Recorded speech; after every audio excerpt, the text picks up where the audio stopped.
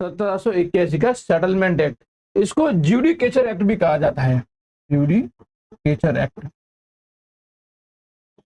क्योंकि इसकी जो एक्ट लाया गया था वो गवर्नर जनरल परिषद और न्यायपालिका की सत्ता का स्पष्टीकरण करने के लिए लाया गया था। क्यों? हमने देखा 1773 का जो एक्ट आया था उसमें एक सुप्रीम कोर्ट की भी स्थापना की गई थी और एक गवर्नर जनरल परिषद भी बनाई गई थी, लेकिन दोनों की सत्ता का स्पष्टीकरण नहीं था।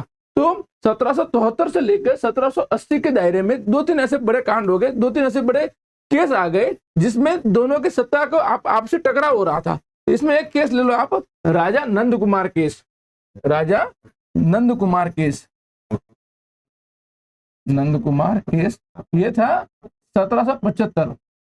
दूसरा एक केस था पटना केस, पटना केस 1777, और एक केस था काशी जुराहा केस, काशी जुराहा केस 1779। इसमें राजा नंद कुमार केस में क्या था, ये जो राजा नंद कुमार थे एक दीवान थे और इन्होंने वॉरेन हेस्टिग, ये जो वॉरेन हेस्टिग है ना, इस पे भ्रष्टाचार का आरोप लगाया था।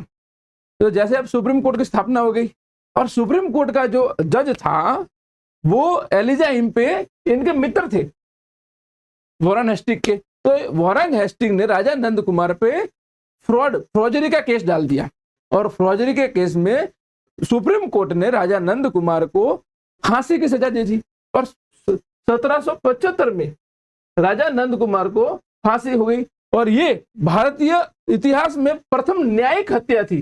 प्रथम न्यायिक हत्या कौन सी? न्यायिक हत्या थी। हत्या तो बहुत हुई लेकिन न्यायालय के थ्रू, भाई जो सुप्रीम कोर्ट है उसके थ्रू जो किसी को प्रथम फांसी दी गई हो तो राजा नंद कुमार को दी गई थी। फिर ये पटना केस गया, पटना के नवाब की विधवा बेगम थी जिसको मुआवजा मिलना था और सुप्रीम कोर्ट ने मुआवजा की राशि इसको देने को बोला कि भाई आप दे दो इनको अधिकारियों को, लेकिन जो गवर्नर जनरल की परिषद है इसने कहा महोदय हम नहीं दे सकते। यहाँ इन दोनों का टकराव आ गए, भाई सत्ता का स्पष्टीकरण नहीं था। इस केस में क्या हो रहा है कि भाई सुप्रीम कोर्ट पे लोगों को भरोसा उठ रहा है कि ये तो अंग्रेजों वाली है, उनके से सपोर्ट करिए, और यहाँ पे सत्ता में टकराव आ रहा है। इसको ध्यान में रखकर ये सेटलमेंट एक्ट को लाया गया 1781 में। अब इसके मुख्य प्रावधान क्या क्या थे? तो सुप्रीम कोर्ट के अधिकार को स्पष्ट करना, फिर न्यायपालिका और कार्यपालिका में संतुलन बनाए रखना, और भारतीय धर्म और परंपराओं की रक्षा करना, और प्रशासन में स्थिरता लाना। ये क्यों लाया गया था? तो रेगुलर एक्ट की कुछ खामियां थी उसको कम करने के लिए इसको लाया गया था।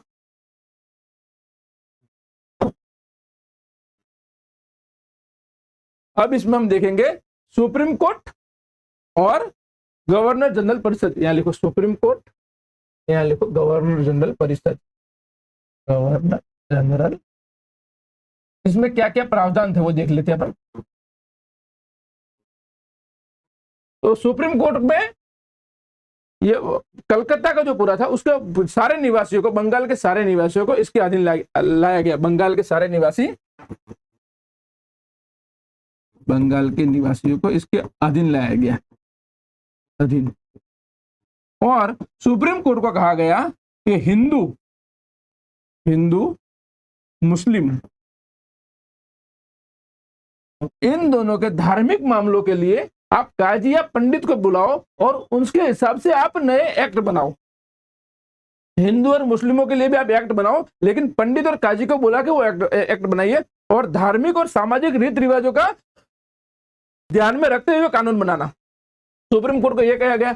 और गवर्नर परिषद काउंसिल को क्या कहा गया? इसके जो कार्य करते हैं, गवर्नर जनरल परिषद के जो कार्य करते हैं उसको न्यायिक क्षेत्र से बाहर रखा गया,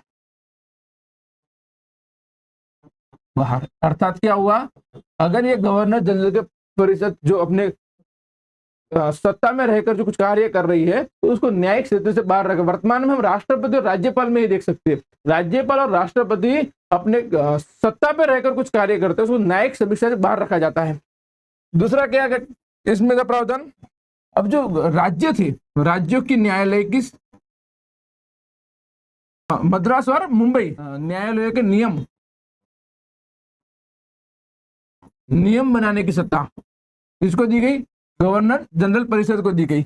और ये जो राज्यों के न्यायालयों में जो अपील होती थी, तो अब वो अपील ये कुछ चुकादा दे दिया, इन्होंने कुछ फैसला दे दिया, तो उनकी अपील सुप्रीम कोर्ट में न कर आप गवर्नर जनरल की परिषद में कर सकते हो। यानी अपील सीधी आप कहां कर सकते हो? गवर्नर जनरल की परिषद में कर सकते हो। फिर इसमें एक जोगवाई थी, ये सुप्रीम कोर्ट को बोल दिया आप राजस्व विभाग के कोई भी कार्य में हस्तक्षेप नहीं करोगे, यानी कि आप राजस्व के मामलों को कोर्ट से बाहर कर दिए। क्या? राजस्व के मामले कोर्ट से बाहर कर दिए गए। ये मुख्य मुख्य प्रावधान इस एक्ट में थे।